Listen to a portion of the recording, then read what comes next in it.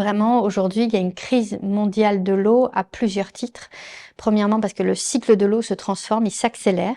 Donc, on a de plus en plus d'inondations, de plus en plus de sécheresse. En fait, on a ces deux extrêmes qui ne font que s'accentuer.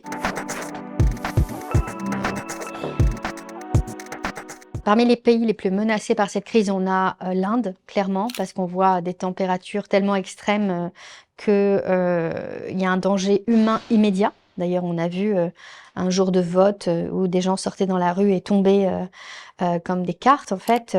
Et c'est absolument dramatique, c'est qu'on atteint un tel niveau que l'humain ne peut plus survivre dans certaines zones du monde. Après, quand on regarde à l'échelle planétaire, l'Australie est directement concernée. L'Amérique du Sud, on voit à quel point elle a de plus en plus d'extrêmes de température et ça conditionne directement le cacao, le café. L'Amérique du Nord est touchée, hein, il suffit de regarder la Californie, mais pas que. Et l'Europe, au milieu de tout ça, se réchauffe 20% plus rapidement que la moyenne planétaire. Donc il faut arrêter de penser qu'on est un peu des privilégiés et qu'on n'aura pas ce problème, parce qu'en fait on est au cœur de l'œil du cyclone. Il y a vraiment des zones dans lesquelles on est en train de basculer et peut-être pas celle qu'on imaginait jusque-là.